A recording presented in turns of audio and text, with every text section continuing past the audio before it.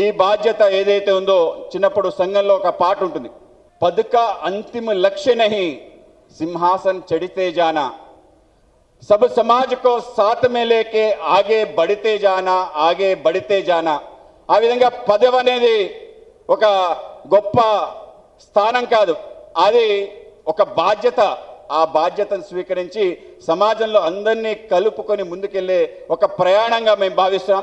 అటువంటి యొక్క బాధ్యత ఏదైతే ఉందో నాకు చాలా ముఖ్యమైన స్థానం అని నేను భావిస్తున్నాను. తప్పనిసరిగా రాష్ట్రంలో భారతీయ జనతా పార్టీని ఒక తిరుగులేని శక్తిగా మొత్తం ప్రతి కార్యకర్త గర్వపడే విధంగా, అవును నేను ఒక గొప్ప పార్టీలోనాను, ఆంధ్రప్రదేశ్ అనే ఈ ప్రాంతానికి సంబంధించిన ఏదైతే ఆలోచన పదం ఉందో ఆలోచన పదంలో తప్పనిసరిగా ఒక స్థానం భారతీయ జనతా పార్టీకి ఉండే విధంగా తప్పనిసరిగా పనిచేస్తానని మీ అందరికీ తెలియజేస్తున్నాను. 2025 ఈ సంవత్సరం కూడా చాలా ప్రముఖమైన సంవత్సరం. ఎందుకంటే ఏ గంగ ద్వారా మొత్తం మన ప్రాంతం అంతా పవిత్రమైందో అటువంటి గంగ రాష్ట్రీయ స్వయం సేవక్ సంఘ్ యొక్క ప్రవాహం దేశవ్యాప్తంగా, కేవలం దేశమే కాదు ప్రపంచవ్యాప్తంగా ప్రసరించి ఇవాళ భారతదేశం మన హిందూ ధర్మానికి సంబంధించిన ఏవైతే ప్రపంచమంతా కూడా వెలుగునిస్తున్న ఆ యొక్క రాష్ట్రీయ స్వయం సేవక్ సంఘ్కి 100 సంవత్సరాలు పూర్తయిన గొప్ప సందర్భం. కేవలం రాష్ట్రీయ స్వయం సేవక్ సంఘమే కాదు, ఏదైతే సిద్ధాంతంతో మనం పనిచేస్తున్నామో ఆ యొక్క సిద్ధాంతం యొక్క రూపకర్తగా ఉన్న పండిత్ దీన్ దయాల్జీ మన విజయవాడలో 1965 జనవరి 23, 24, 25, 26 4 రోజుల పాటు జాతీయ మహాసభలు జరిగిన సందర్భంలో ఏకాత్మ మానవ దర్శనాన్ని ప్రవచించి మనకు అందించి ప్రపంచానికంతా మూడో మార్గం ఉంది, ఇది తప్ప ప్రపంచాన్ని మానవాళికి ఇంకొక ప్రత్యామ్నాయం లేదని చెప్పి ప్రవచించి 60 సంవత్సరాలు పూర్తవుతున్న గొప్ప సందర్భం. కేవలం ఇదే కాదు, ఇందాక ప్రస్తావన చేశాను, నేను పుట్టినప్పుడు ఎమర్జెన్సీ విధించడం జరిగింది. నేను చాలా తెలియని వయసులో అమ్మగారితో పాటు సత్యాగ్రహం చేస్తూ అమ్మ ఆ రోజు పోలీస్ స్టేషన్లో ఉంటే ఒక రోజు పాటు పోలీస్ స్టేషన్లో గడపడం జరిగింది. ఆ విధంగా ఎమర్జెన్సీ మేము ఇద్దరం కూడా భిన్నమైన కాదు. ఆ విధంగా ఇంట్లో 19 నెలల పాటు ఆయన అజ్ఞాతవాసం చేసి దాని తర్వాత ఏ విధంగా ఆయన అనకాపల్లో ప్రత్యక్షమై ఆ విధంగా ఇందిరాగాంధీ యొక్క నియంతృత్వాన్ని సవాలు చేసిన కథలతో నిండిన చరిత్ర.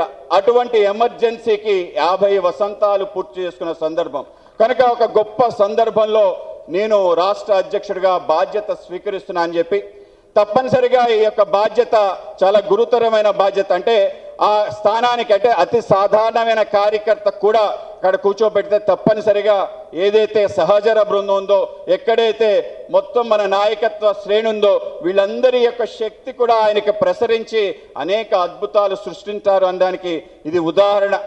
ఆ విధంగానే మన పురంధరేశ్ గారి నాయకత్వంలో మనం 8 సీట్లు గెలవటం కానీ 3 పార్లమెంట్లు గెలవటం కానీ అలాగే మన పార్టీకి సంబంధించిన కార్యాలయాన్ని మనం సంపాదించడం కానీ అలాగే మొన్న జరిగిన ఏదైతే ముష్కర దాడి ఏదైతే ఉందో దానికి ప్రతి దాడిగా మనం చేసిన కర్కస కేలి ఆపరేషన్ సింధూర్ దాంట్లో భాగంగా ఏదైతే మనం 9 వాళ్ళ యొక్క స్థావరాలు 11 ఎయిర్ బేస్ని ఏ విధంగా ధ్వంసం చేశామనే ప్రపంచానికి తెలియజేసే ఒక గొప్ప అవకాశం పురంధరేశ్వరికి ఇస్తే ఆవిడ చివరి బాధ్యతగా ఆ విధంగా అనేక దేశాలు ఆవిడ తిరగటం జరిగింది. Italy, France, Denmark, European Union, UK ఇన్ని ప్రాంతాలకు వెళ్ళి ఏం చేసిందంటే భారతదేశం ఏ విధంగా శక్తిశాలి అయింది, ఏ విధంగా భారత మాత అవతరించిందని, ఏ విధంగా ప్రెసిషన్ స్ట్రైక్స్ చేసామని తెలియజేయడంతో పాటు ఏవైతే శతజ్ఞులు మనం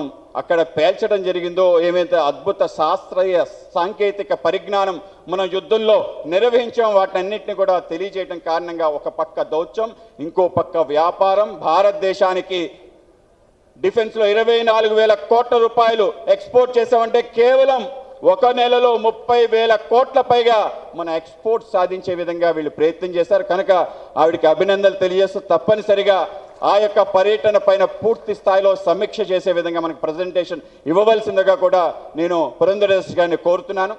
అలాగే సోము వీర్రాజు గారి నేతృత్వంలో మన ప్రాంతానికి సంబంధించిన పార్టీ యొక్క సంస్థాగత నిర్మాణం, ఆ నిర్మాణం కూడా కేవలం పార్టీ అనే కాదు, ఏవైతే మనకి మోర్చాలు ఉన్నాయో ఆ మోర్చాలకు సంబంధించిన అనేక రకాలుగా వాటికి ఒక స్థానం తీసుకొచ్చే విధంగా ఒక ప్రయత్నం చేయటం, రాష్ట్ర వ్యాప్తంగా సుడిగాలి పర్యటన చేయగలిగి ఈరోజు ఇక్కడ ఉండే రేపు అక్కడ ఉండేటట్టు ఇల్లు విడిచి పనిచేసిన కార్యకర్తలు మా నాన్నగారితో పాటు నేను ఆ విధంగా చూసిన వ్యక్తి శ్రీ సోము వీర్రాజు గారు. ఆ విధంగా మొత్తం రాష్ట్రం అంతా కలయ తిరిగిన వ్యక్తి, తప్పనిసరిగా మనందరికీ స్ఫూర్తి ప్రదాత.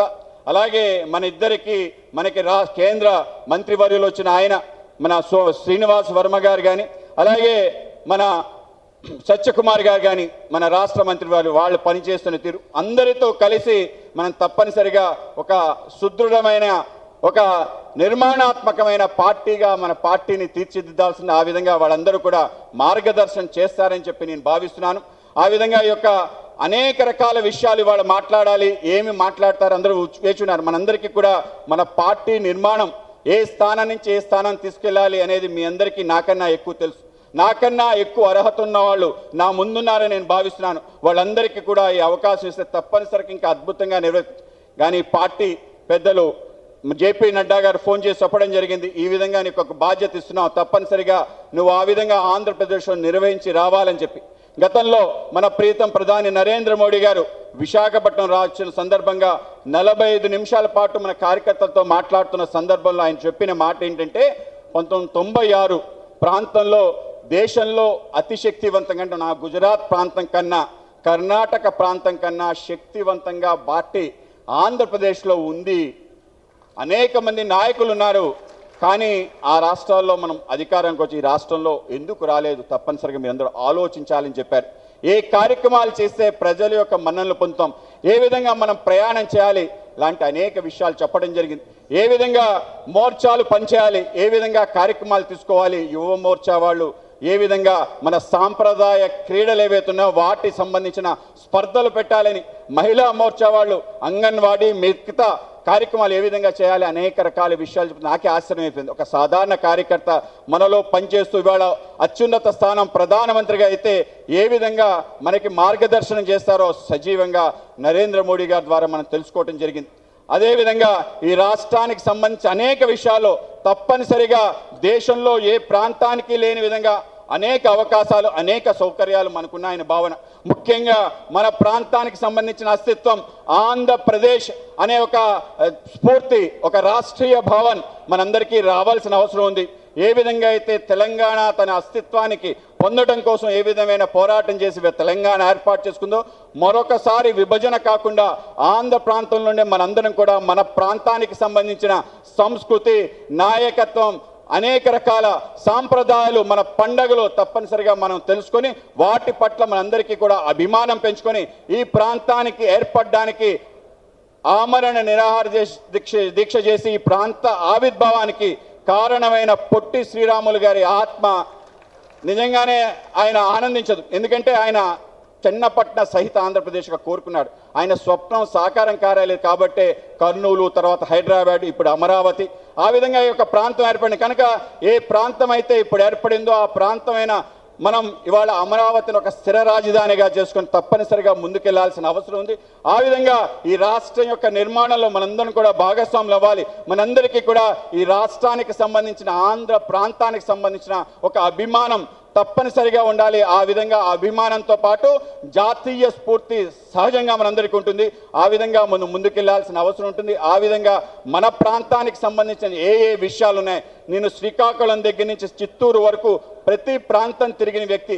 మన ప్రాంతంలో ఉండే ఏవైతే సౌకర్యాలు, ఏదైతే సంపద, ఏదైతే మన ప్రాంతంలో సాంస్కృతిక చిహ్నాలు ఉన్నాయో వాటిని అన్నింటికీ పునర్జీవనం చేయాల్సిన అవసరం ఉంది. మన రాష్ట్రం లేచి నిలబడాల్సిన అవసరం ఉంది. మనం అనుకునే విధంగా కాకుండా గుజరాత్కు మించి మనం సంపదని సృష్టించగలిగే ప్రాంతం ఆంధ్ర ప్రాంతంగా నేను భావిస్తున్నాను.